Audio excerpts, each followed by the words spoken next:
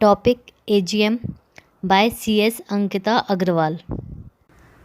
आज का हमारा टॉपिक है annual journal meeting.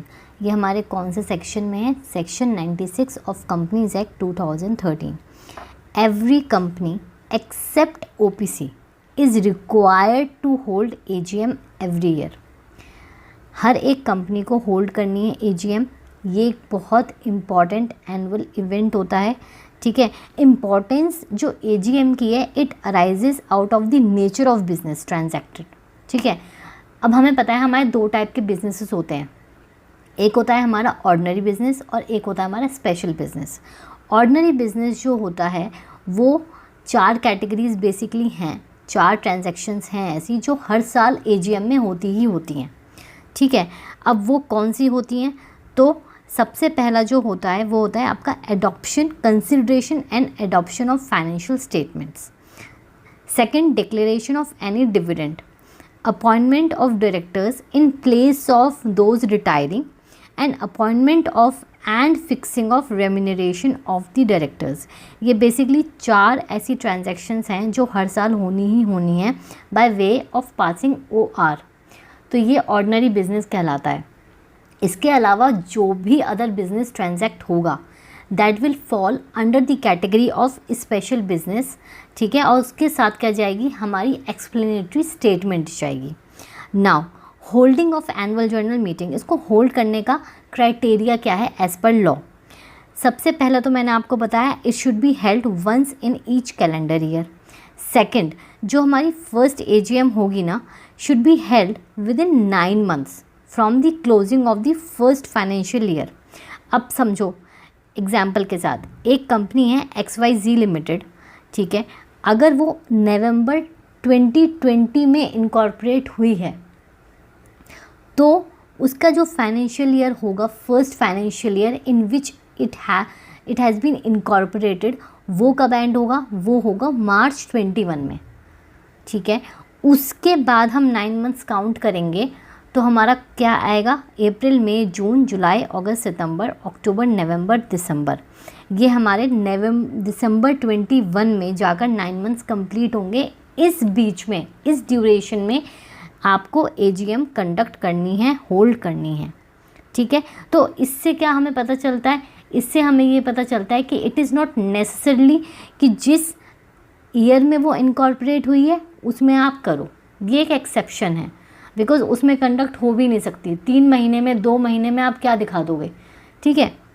Now second thing, subsequent AGM, मतलब उसके बाद जो AGM होने वाली है वो कब होगी? तो should be held within 6 months from the date of closing of the relevant financial year.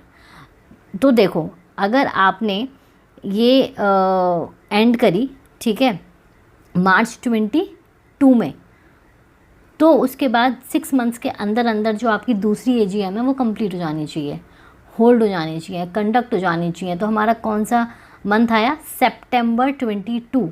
अब सितंबर 22 आया, इससे हमें क्या पता चल रहा है कि हमारी जो एक फॉर्मेट है वो हमारा सिमेट्रिकल हो चुका है, ठीक है, क्योंकि हम financial year April to March follow करते हैं, राइट। तो और जो 2 AGM होंगी उसमें जो गैप होगा वो 15 महीने से ज़्यादा, 15 months से ज़्यादा नहीं होना चाहिए, ठीक है। यहाँ तक क्लियर है? Now extension of validity period of AGM। In case it is not possible to hold AGM for a company within a prescribe time, जो अभी हमने बात करी, the registrar may for any special reason extend the time. तो law कहता है कि हाँ, एक्सटेंशन मिल सकता है अगर किसी कारणवश आप होल्ड नहीं कर पाए AGM in prescribe time. But condition क्या है? पहली चीज़ तो जो आपकी प्राइमरी फर्स्ट AGM है आफ्टर इनकॉर्पोरेशन, उसमें आपको किसी भी तरह का एक्सटेंशन नहीं मिलेगा। ये जो बात हो रही है एक्सटेंशन की, वो हो रही है आपकी सब्सिक्वेंट मीटिंग की, राइट। तो सेकेंड ईयर से आपको एक्सटेंशन मिल सकती है, कितने टाइम की? 3 months की, उससे ज़्यादा आपको नहीं मिलेगी। और ये हमको ध्यान में रखना है कि no such extension of time can be granted by the registrar for holding of the first annual journal meeting, right. So आप किसी भी दिन रख सकते हो, but remember it should not be national holiday, ठीक है। टाइम क्या होगा? ड्यूरिंग बिजनेस आवर्स, जो आपके 9 AM to 6 PM है। एंड प्लेस, प्लेस या तो आपका रजिस्टर्ड ऑफिस होगा कंपनी का, या कोई भी और other place within city, town और village in which the registered office of the company situated. मतलब आप सबसे पहले कहाँ, अपने रजिस्टर्ड ऑफिस पे, लेकिन अगर वहाँ पॉसिबल नहीं है तो same state, town, city, village जहाँ भी आपका रजिस्टर्ड ऑफिस है उसी लोकेलिटी में करोगे, आप लोकेलिटी चेंज नहीं कर सकते हो, ठीक है। The central empower to exempt any company from the provision subject to the conditions as it may impose. मतलब अगर सेंट्रल गवर्नमेंट को ऐसा लगता है तो वो आपको पावर कर सकती है, उसके पास अथॉरिटी है, बट अदरवाइज आप अपनी ही लोकेलिटी के अंदर, प्रीमाइसेस के अंदर, लोकल लिमिट्स के अंदर कंडक्ट करोगे। Now annual general meeting of an unlisted company may be held at any place in India if consent is given in writing और by electronic mode by all the members in advance. तो unlisted company जो listed नहीं है, जिसके इतने share holders नहीं हैं, उनकी अगर कंसेंट आप रिटर्न में ले लेते हो 90% से ज़्यादा, तो आप कहीं भी कर सकते हो, ठीक है। Now business to be transacted at AGM, मैंने पहले आपको बता दिया ऑर्डिनरी बिजनेस होता है, और उसके अलावा जो भी होता है उसको हम बोलते हैं स्पेशल बिजनेस। अगर इन सब चीज़ों के बावजूद हम लोग नहीं कर पाए AGM होल्ड, तो as per section 99 of companies act 2013 आपको पेनल्टी लगेगी, ठीक है। अब जो company and officer in default है वो पनिशेबल होगा विद फाइन विच में एक्सटेंड टू 1 लाख, और अगर ये कंटिन्यू रहा तो हर एक दिन आपको 5,000 देने पड़ेंगे। तो फिर से बोलो मेरे साथ, पेनल्टी कितनी लगेगी? 1 लाख तक। किस पर? Company and officer in default, और जब तक ये चीज़ रेक्टिफाई नहीं होगी, कंटिन्यू होगी, तो 5,000 per day. Any member of the company may make an application to tribunal.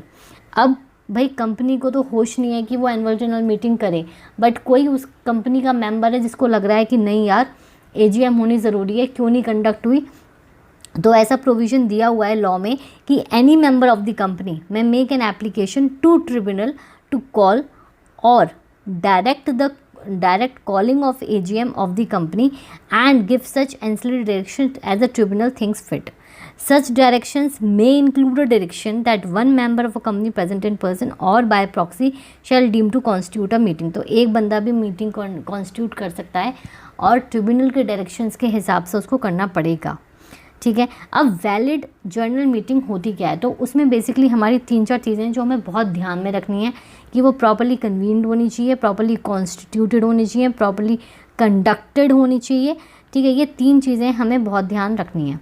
अब अगर हम पहले बोलें, ये सारे एसेंशियल्स हैं, ठीक है। तो पहले अगर हम बात करते हैं प्रॉपर्ली कन्वीन की, तो उसका क्या मतलब होता है? It must be called by proper authority, मतलब जिसकी अथॉरिटी है, CS है, डायरेक्टर है, वो कॉल करेगा, उसके पास अथॉरिटी होनी चाहिए मीटिंग कॉल करने की। सेकंड, प्रॉपर नोटिस होना चाहिए जिसमें आप ये बता रहे हो कि हम क्या क्या बातें, क्या क्या चीज़ें होने वाली हैं, कहाँ पर मीटिंग हो रही है, क्या वेन्यू है, टाइम है, प्लेस है, डेट है, सब प्रॉपरली नोटिस में मेंशन्ड होना चाहिए। देन प्रॉपरली कॉन्स्टिट्यूटेड का मतलब है कि प्रॉपर कोरम होनी चाहिए, प्रॉपर अटेंडेंस होनी चाहिए as per law in the meeting must है, and proper chairman reside in the meeting, ठीक है। थर्ड चीज़ है प्रॉपरली कंडक्टेड मतलब जो पूरा प्रोसीडिंग्स है वो किस तरीके से चलेगी। तो जो रेजोल्यूशंस पास होंगे, जो भी उनका क्राइटेरिया है, OR के लिए अलग होता है क्राइटेरिया, आपको पता है, स्पेशल रेजोल्यूशन के लिए अलग क्राइटेरिया होता है, तो वो प्रॉपरली पास होना चाहिए। सेकंड, वोटिंग जो होनी चाहिए वो किस तरीके से कंडक्ट हो रही है, by show of hands and on poll and और इलेक्ट्रॉनिक मीन्स कुछ भी उसके हिसाब से, एंड प्रॉपरली मिनट्स बनने चाहिए मीटिंग के बाद।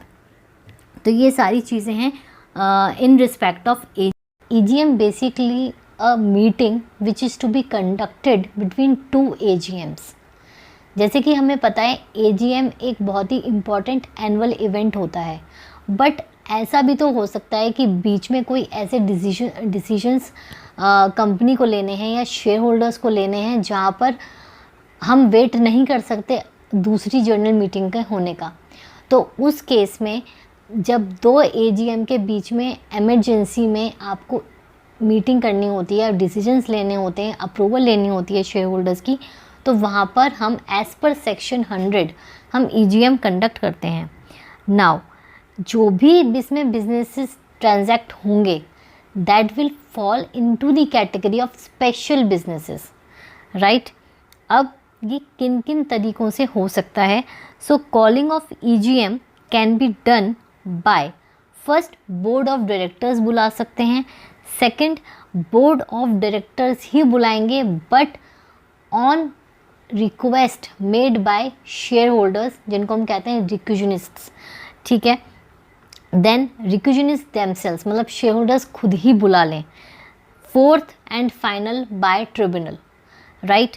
नाउ सबसे पहले अगर हम बात करते हैं कि बोर्ड ऑफ डायरेक्टर्स कब बुला सकते हैं, किस तरीके से बुला सकते हैं, तो they may call EGM whenever it thinks fit, जब उन्हें ठीक लगे वो बुला सकते हैं। दूसरा, कहाँ पे कंडक्ट होगी? Held at any place in India, India में कहीं भी हो सकती है। Third most important thing, EGM of wholly owned subsidiary of company which is incorporated outside India may be held outside India। देखो इसका सिंपल सा फंडा है, EGM होली ओन सब्सिडरी की वहाँ हो सकती है जहाँ इन केस आप उसकी जो पेरेंट कंपनी है वो आउटसाइड इंडिया है, तो मतलब EGM भी आउटसाइड इंडिया हो सकती है। इसको आप ऐसे याद कर सकते हो कि जहाँ माँ बाप होंगे वहाँ बच्चा जाएगा। आप ये नहीं कर सकते कि पेरेंट कंपनी उसकी आउटसाइड इंडिया है और होली ओन सब्सिडरी आप यहाँ कर रहे हो, तो अगर ऐसा रिक्वायरमेंट है वहाँ भी कर सकते हो, ठीक है। तो इस तरीके से आप पेरेंट्स एंड बच्चों के रख के आप ये जो एग्जाम्पल है आप ऐसे याद कर सकते हो, बिकॉज यहाँ से प्रैक्टिकल क्वेश्चन बन सकता है आपका। सेकेंड कंडीशन है by board of directors only में request made by shareholders, right. अब इसमें ना बेसिकली 2 कैटेगरीज हम पढ़ते हैं, company having share capital and company not having share capital. Company जिसकी शेयर कैपिटल है उसके जो रिक्यूजनिस्ट्स हैं not less than 1/10 of paid up share capital as on the date carries the right of voting, तो वो लोग request कर सकते हैं। अगर बल्क में इस तरीके से रिक्वेस्ट की जा रही है तो वो एक वैलिड रिक्यूजनिस्ट के थ्रू मानी जाएगी और मीटिंग को बुलाया जा सकता है। ऑन दी अदर हैंड अगर कंपनी के पास शेयर कैपिटल नहीं है तो वहाँ पर जो हम लेते हैं क्राइटेरिया वो लेते हैं वोटिंग पावर का, ठीक है। तो यहाँ पर क्या होगा, members who have on the date of the receipt on the requisition not less than 1/10 of the total voting power of all the members having on the set date a right to vote. समझ आया? मतलब आपका ये पहला criteria है जो आपको fulfil करना है अगर आपको रिक्वेस्ट डालनी है कि EGM बुला लो बोर्ड ऑफ डायरेक्टर्स के पास। नाउ सेकंड, हमारे पास जो रिक्वेस्ट डाली जा रही है बोर्ड ऑफ डायरेक्टर्स के पास जो डाली जा रही है वो शेयर होल्डर्स डाल रहे हैं, तो यहाँ पर शेयर होल्डर्स ही खुद बताएंगे कि जो भी मैटर कंसिडर कर रहे हैं वो ट्रांजैक्ट करने का इन EGM, तो वो सारी चीज़ें एक तरीके से लिखी जाएंगी और साइन करेंगे सारे के सारे रिक्वेजनिस्ट और सेंड किया जाएगा registered office of the company. इसकी टाइम लिमिट क्या है? हमने रिक्वेस्ट डाल दी, उसके बाद कितना टाइम लिमिट है कि बोर्ड ऑफ डायरेक्टर्स को मीटिंग कंडक्ट करनी है, EGM कंडक्ट करनी है, तो board is required to proceed to call a meeting within 21 days from the date of receipt of a valid requisitionist. मतलब वैलिड रिक्वेजनिस्ट जो हैं वो जिस दिन आपको मीटिंग भेजेंगे, आपके पास रिसीव होगी रिक्वेस्ट, तो उसके 21 दिन के अंदर अंदर आपको उसकी प्रोसीडिंग स्टार्ट कर देनी है। और जो टाइम लिमिट मैक्सिमम है वो है 45 days of such deposit of the requisitionist with the company. तो ये टाइम फ्रेम है जिसमें बोर्ड डायरेक्टर्स की ड्यूटी बनती है कि उनको मीटिंग बुलानी है, कंडक्ट करनी है, ठीक है। If in case board of directors unable to call meeting within prescribe time, तो जो रिक्वेजनिस्ट्स हैं वो खुद भी मीटिंग बुला सकते हैं, ठीक है, within a period of 3 months from the date of the request. Because process है पूरा, अब बोर्ड ऑफ डायरेक्टर्स करते वो अपने एंड पे करते, बट अब रिक्वेजनिस्ट खुद बुला रहे हैं मीटिंग, तो उनके लिए जो टाइम फ्रेम रहेगा वो 3 मंथ्स रहेगा, जिसमें कि वो नोटिस और सारी जो भी प्रोसीडिंग्स हैं वो करेंगे। कोई भी ऐसा आइटम जो पोस्टल बैलेट से ही पास होना होता है वैसा कुछ वो नहीं कर सकते मीटिंग में। अगर आपको ध्यान होगा तो as per section 110 they are certain items, around 10 item जो कहते हैं, जो इम्पॉर्टेंट होते हैं, वो पोस्टल बैलेट से ही कंडक्ट किए जाते हैं। तो वैसा कोई आइटम रिक्विजनिस्ट नहीं कर सकते हैं, ये लॉ में लिखा हुआ है। नाउ प्रोसेस क्या है of convening EGM.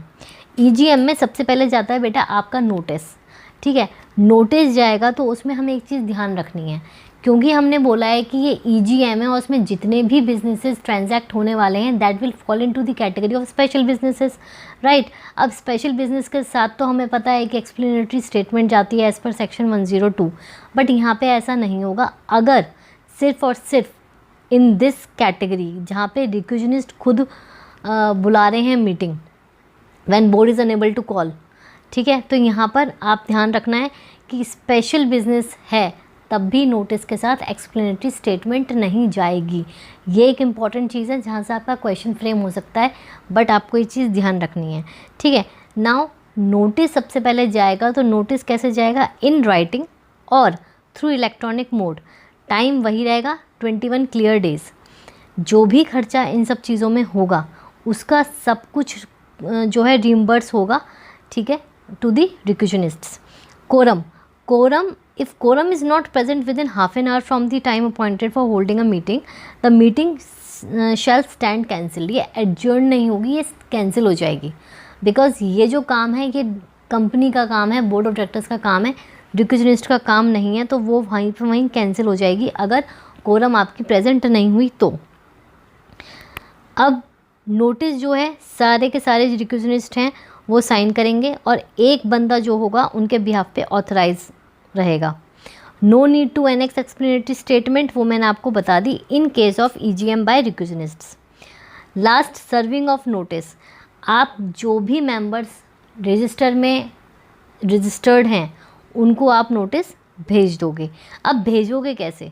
Mode of giving notice, first speed post से भेज सकते हो, registered post, electronic mode. Accidental अगर कोई ओमिशन हो जाता है to give notice or non-receipt of such notice by any member shall not invalidate the proceedings of the meeting। ऐसा नहीं है उनसे कोई गलती हो गई तो आप इनवैलिडेट कर दोगे बिकॉज दे आर रिक्विजनिस्ट, उनको नहीं पता, उनका काम नहीं है ये चीज़, ठीक है। लास्ट तरीका है by tribunal, when it is impracticable to call, hold और कंडक्ट द मीटिंग, ठीक है, ईजीएम की बात हो रही है।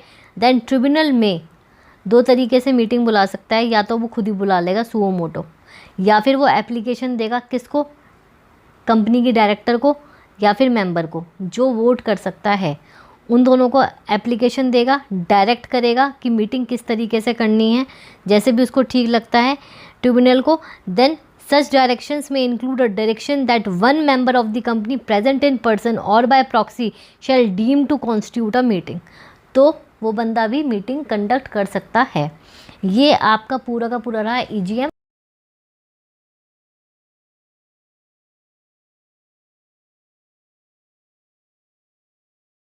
एजीएम के नोटिस को बनाने की, ड्राफ्ट करने की, वो है it should be in writing. ऐसा कोई पर्टिकुलर फॉर्मेट नहीं गिवन है, बट राइटिंग में होना चाहिए। Oral intimation that is propose to have general meeting is not a notice at all, उसे नोटिस नहीं माना जाएगा, उसे इनवैलिड नोटिस माना जाएगा। Then length of notice of the meeting, length क्या होनी चाहिए, आपको कितने टाइम, मतलब कितने पहले आपको नोटिस भेज देना चाहिए, तो दैट इज़ 21 क्लियर डेज़। अभी 21 क्लियर डेज़ क्या है? तो क्लियर डेज़ का मतलब ये होता है कि आपको भेजते टाइम जो date of service of notice है and date of the meeting जो है वो एक्सक्लूड करी जाएगी while calculating the period of 21 clear days, ठीक है। क्योंकि हम मान के चलते हैं ना कि चलो एक दिन तो हमने भेजा और एक दिन हमने जो मीटिंग रखी है उसको हम एक्सक्लूड कर देंगे। जो नोटिस है वो आपका इलेक्ट्रॉनिक मोड से भी जा सकता है और बाय पोस्ट भी जा सकता है, ठीक है। अब बाय पोस्ट अगर आप भेजोगे तो where a notice of general meeting is sent by post it shall deem to be served at the expiration of 48 hours after the letter containing the same is posted। Basically होता क्या है, जब हम post से भेजते हैं तो time लगता है, तो हम उसमें 48 आवर्स के बाद ही मानेंगे। जब 48 आवर्स ख़त्म हो जाएंगे उसके बाद ही हम मानेंगे और वहीं से हम काउंट करेंगे, ठीक है। 21 क्लियर डेज़।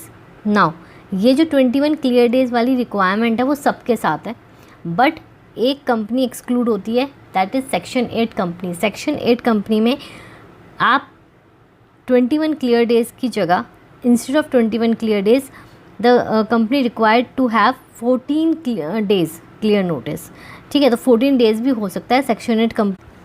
सो now shorter notice. Shorter notice वो बोलता है कि वैसे तो हमारी जो कंडीशन है एज़ पर लॉ वो 21 क्लियर डेज़ है, बट अगर हमको 95% ऑफ द मेंबर्स जो एंटाइटल्ड हैं वोट के एट सच मीटिंग, उनकी कंसेंट मिल जाती है इन राइटिंग और बाय इलेक्ट्रॉनिक मोड 95% की, कि आप शॉर्टर नोटिस भेज दो, तो हम भेज देंगे और वो वैलिड रहेगा। तो ये एक्सेप्शन है to the 21 clear days, right. अब इसमें कुछ चीज़ें हैं।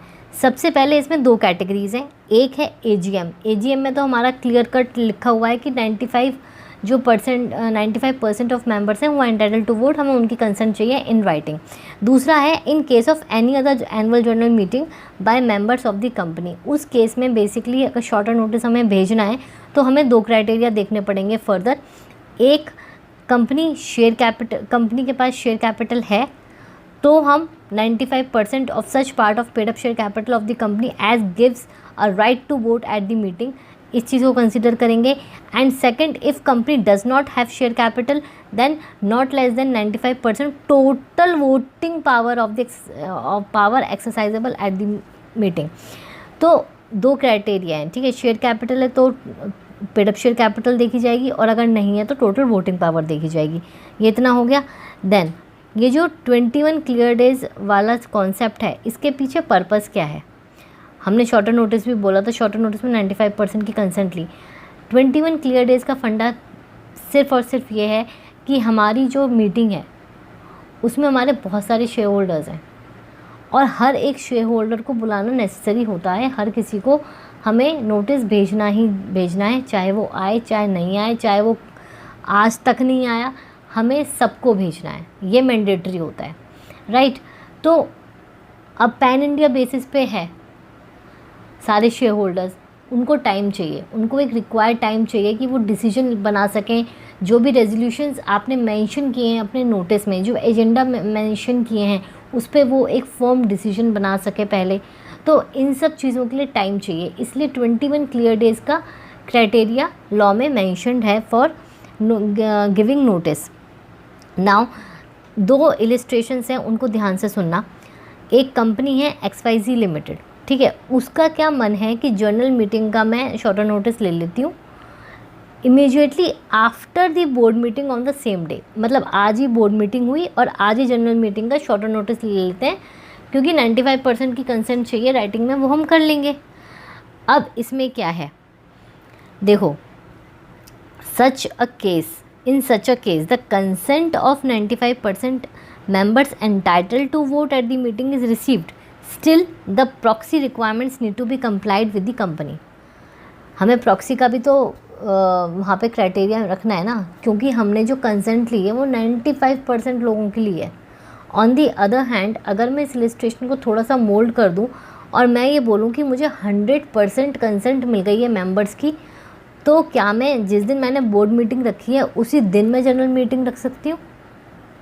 यस, मैं रख सकती हूँ, बिकॉज़ यहाँ पर मुझे प्रॉक्सी का जो क्राइटेरिया है वो कंप्लाई नहीं करना पड़ेगा, just because I have received the consent 100% of the members. Now contents of notice as per section 101 subsection 2। सबसे पहले हम बात करते हैं प्लेस ऑफ मीटिंग। तो भाई प्लेस ऑफ मीटिंग में सिंपल चीज़ है, आपकी कंपनी का जो रजिस्टर्ड ऑफिस है वहाँ हम कर सकते हो, उसकी बजाय आप विद इन द इंडिया कहीं भी कर सकते हो। प्रेफरेबल यही रहता है कि जहाँ आपका रजिस्टर्ड ऑफिस है वहीं की local limits, local city area में आप कंडक्ट करो अपनी meeting. Otherwise you can hold meeting at any place with in India.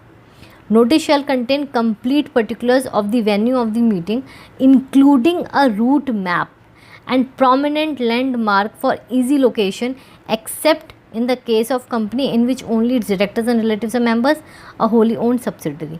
ठीक है, तो basically you have to mention the road map, route map पूरा अच्छी तरीके से, ताकि और मार्क लोकेशंस, लैंडमार्क लोकेशंस भी आपको मेंशन करनी है, ताकि आपके शेयर होल्डर्स को आपकी डेस्टिनेशन मीटिंग लोकेशन पे पहुंचने में दिक्कत ना हो. नेक्स्ट है day of meeting. Day of meeting can any day but not a national holiday. National holiday means and includes a day declared as national holiday by central government. For example 26 जनवरी, 15 अगस्त, 2 अक्टूबर, ये जो 3 दिन हैं basically ये आपकी national holiday है. Then time of meeting. Time of meeting should be business hours, that is between 9 AM to 6 PM. There is no restriction of timing in case of extraordinary general meeting में कोई ऐसा time की वो नहीं है, but इसमें आपके business hours के बीच में होने चाहिए. नाउ सेक्शन 102 भी हम इसमें कंबाइन कर रहे हैं, वो है आपका एजेंडा. मैंने अभी आपको बताया था, तो a statement of the business to be transacted at annual general meeting should be given in the notice. In case the meeting to be transacted special business, explanatory statement should be attached about such item. Basically हम अगर जो भी student अभी कोई internship कर रहा है, कुछ कर रहा है, उसने नोटिस अगर एक बार भी ड्राफ्ट किया है तो उसको पता होगा कि हमें नोटिस में हर चीज़ का एक एजेंडा जो है, रेजोल्यूशन जो है, वो हमें मेंशन करना होता है प्रॉपरली. ठीक है, और अगर स्पेशल बिजनेस है, 4 बिजनेस तो हमें पता ही है ऑर्डिनरी बिजनेस है, उनके रेजोल्यूशंस. एंड देन अगर कोई other than business ordinary business है जो वो तो कहलाएगा स्पेशल बिजनेस, और स्पेशल बिजनेस में आपको एक्सप्लेनेटरी स्टेटमेंट भेजनी होगी, accept in case of EGM, extra ordinary general meeting, right. अगर आपको डिटेल्ड इसके वो चाहिए कैसे ड्राफ्ट करना है, कैसे नहीं करना है, तो आपने मेरे चैनल पर जाना है, CS अंकिता अग्रवाल, एंड उस पर आपको ड्राफ्टिंग की सीरीज़ मिल जाएगी जिसमें कि मैंने आपको नोटिस ड्राफ्ट करना सिखाया है. ठीक है ना. Persons entitled to receive notice as per section 101 section 3. अब जो नोटिस है वो किस किस को जाएगा ताकि वो प्रॉपर नोटिस कहला सके, तो every member of the company, member को तो जाएगा ही जाएगा. अगर इन केस मेंबर की डेथ हो जाती है तो उसका लीगल रिप्रेजेंटेटिव, और इन केस अगर मेंबर इंसॉल्वेंट है तो उसका असाइनी. सेकंड, ऑडिटर और auditors of the company. Third, every director of the company. ठीक है, ये केस हर एक कंपनी पर लागू होगा, but in case of a private company which is not a subsidiary of a public company, वो अपने आर्टिकल्स में प्रिस्क्राइब कर सकती है, आर्टिकल ऑफ एसोसिएशन में, कि किस किस को नोटिस भेजना है. देन आपका एक पॉइंट आता है SS2 में कि notice to directors, auditors and other specified persons under SS2, that is secretarial standard 2. Now the notice in writing of every company shall be given to every member of the company. ठीक है, directors, auditors, इसमें जो है secretarial auditors भी हैं, debenture trustees भी हैं if any, and wherever applicable also required to other specified persons. तो जितनी बड़ी कंपनी उतनी आपकी अथॉरिटीज़ या जो पर्सन्स हैं वो बढ़ते चले जाएंगे, जैसे सेक्रेटरियल ऑडिटर हो गया, डिवेंचर ट्रस्टीज़ हो गए, इन सबको भी आप नोटिस भेजोगे. इन case of Nidhi company, notice may be served individually only on members who hold shares more than 1000 rupees in face value or more than 1% of total paid up share capital of the company, whichever is less. For other members, notice may be served by public notice in newspaper circulated in district whereas registered office of the company situated, and by displaying the same on the notice board of the company. ठीक है, so basically ये जो सारी चीज़ें हैं आपको consider करनी है in case of these types of company. Notice shall be given to every member of the company, nominee, legal representative, assignee, auditor, every director, debenture trustee, liquidator in case of the company is being wound up, and two other specified persons. Okay, so ये आपका रहा notice of the meeting. Again अगर आपको draft देखने हैं notice of the meeting के, तो आप मेरे चैनल CS अंकिता अग्रवाल में ड्राफ्टिंग प्लेलिस्ट में जा सकते हो और वहाँ से वीडियो पूरी देख सकते हो. उसमें आपके ड्राफ्ट जो है मैंने वो अटैच भी किए हुए हैं.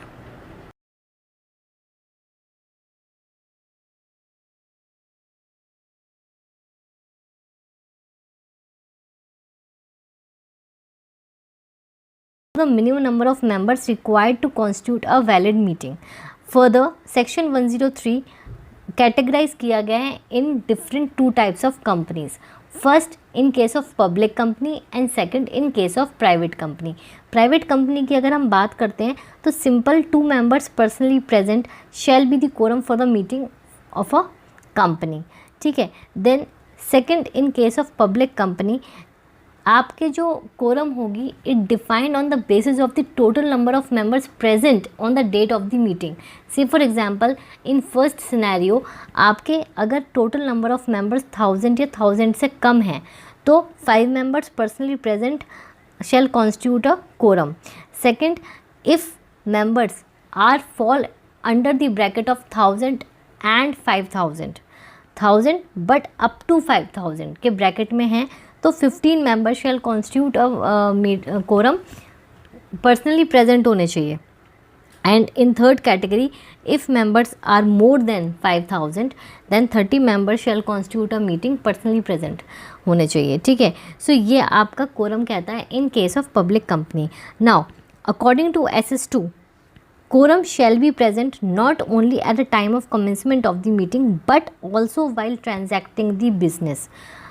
देखो ये भी जो सारी चीज़ें हैं, कोरम हो गई या फिर आपकी प्रॉक्सी हो गई या नंबर ऑफ मेंबर्स हो गए, ये सारे के सारे जो है ना they are different from your board meeting.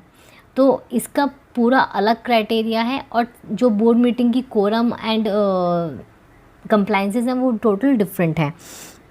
Where the quorum provided in the articles higher than that provided under the act, the quorum shall conform to such higher requirement. ठीक है. Members need to be personally present at the meeting to constitute the quorum and proxies shall be excluded for determining the quorum. हम quorum में proxies को include नहीं करते हैं.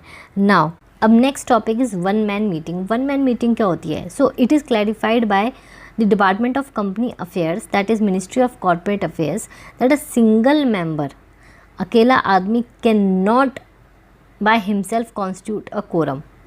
ठीक है. ये एक वन मैन मीटिंग रूल है. बट जैसे कि हर रूल के एक्सेप्शंस होते हैं तो यहाँ पर भी आपके एक्सेप्शंस हैं to this rule which permit a meeting to constitute only one member. ठीक है. वो क्या है? सबसे पहले where a person holds all the shares of a class that person may constitute a class meeting. तो सारे शेयर्स अगर उस बंदे ने खरीद लिए हैं तो वो कोरम भी हो सकती है, मीटिंग भी प्रेजेंट हो सकती है. सेकंड, हमने पढ़ा था AGM में कि जब where is default is made in holding annual general meeting.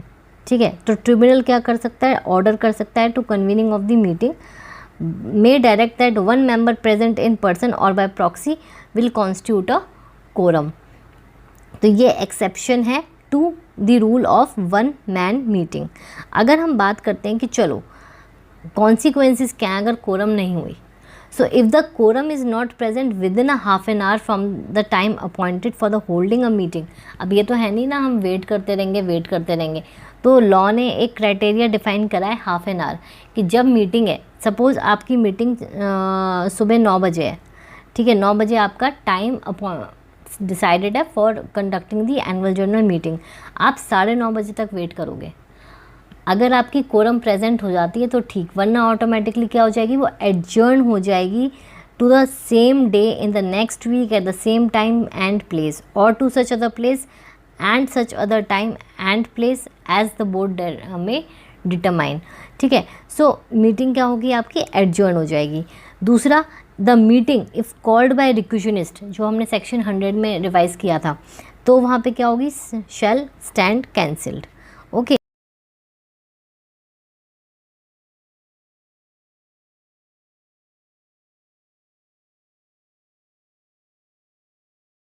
So chairman होता कौन है, कैसे अपॉइंट होता है और क्या उसकी रोल्स एंड रिस्पॉन्सिबिलिटीज़ होती हैं, एक एक करके हम इसको रिवाइज करेंगे. ये भी एक छोटा सा टॉपिक है बट स्टिल बहुत इम्पॉर्टेंट है from exam point of view. So सबसे पहले who is chairman. Chairman is the person who is responsible to conduct the meeting और इनिशिएट द मीटिंग. ठीक है. अब ये कैसे अपॉइंट हो सकता है? तो सबसे पहले तो आर्टिकल्स में डिफाइन होना चाहिए कि आपके मीटिंग का चेयरमैन कौन होगा. वो एक पर्सन को अपॉइंट करके आर्टिकल्स में मेंशन कर सकते हैं. बट अगर ऐसा नहीं है तो अलग वेज़ हैं चेयरमैन को अपॉइंट करने की अंडर लॉ। सबसे पहले तो मीटिंग में, जैसे फॉर एग्जांपल मीटिंग आपकी 9:30 बजे की डिफाइंड है, शेड्यूल्ड है, तो हम आधे 15 मिनट्स तक वेट करेंगे कि चेयरमैन आ जाना चाहिए।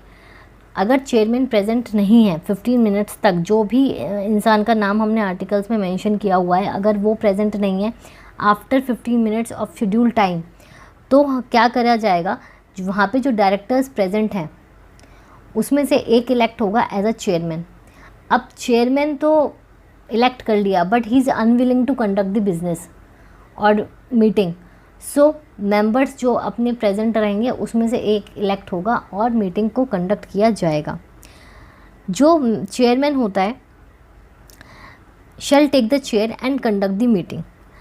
नाउ यहाँ पे भी अपॉइंटमेंट दो तरीके से हो सकती है। अगर बीच में जो शेयर होल्डर्स हैं उन्होंने पोल डिमांड कर दिया टू इलेक्ट द चेयरमैन, तो स्टार्टिंग में तो फॉर एग्जांपल जो चेयरमैन था वो कंटिन्यू कर रखा है, बट अगर शेयर होल्डर्स ने बीच में बोल दिया कि पोल करो और चेयरमैन को इलेक्ट करो, तो इन दैट केस उस चीज़ को सिक्योरिटी रखी जाएगी और बात मानते हुए आपका जो चेयरमैन है वो पोल के थ्रू अपॉइंट होगा।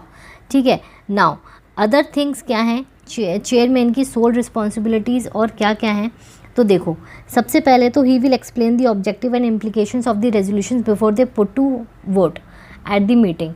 सो जैसे वो उसने इनिशिएट की, रेजोल्यूशन नंबर 1 आया तो वो उसको एक्सप्लेन करेगा, और अगर इन रिटर्न शेयर होल्डर्स का कोई क्लैरिफिकेशन है, कुछ उन्हें डाउट्स हैं, तो उनको क्लैरिफाई भी करेगा। ये मेक श्योर करेगा कि जो नोटिस में एजेंडा गिवन है, एजीएम में नोटिस में जो भी एजेंडा गिवन है वही ट्रांजैक्ट हो, उसके अलग कोई ट्रांजैक्ट नहीं होना चाहिए। And last but not the least कि जो भी आपके एक्ट है, आर्टिकल्स हैं, जो प्रोविजंस हैं वो कंप्लाई हो रहे हैं, उनके कॉन्ट्राडिक्टरी तो कुछ भी कंडक्ट नहीं हो रहा है। So the chairman shall regulate the manner in which voting is conducted at the meeting, keeping in the view the provisions of the act. Now in case of public companies, the chairman shall not propose any resolution in which he is deemed to be concerned or interested, nor shall he conduct the proceedings for that item of the business. अब कोई ऐसा agenda या चीज़ आई है, business transaction आई है जिसमें उसका interest है chairman का, तो वो उसमें पार्टिसिपेट ही नहीं करेगा, इनिशिएट भी नहीं करेगा, बोलेगा भी नहीं, उसके लिए कोई और चेयरमैन आएगा। तो ये आपका छोटा सा टॉपिक था। आई होप मैंने इसमें सारी चीज़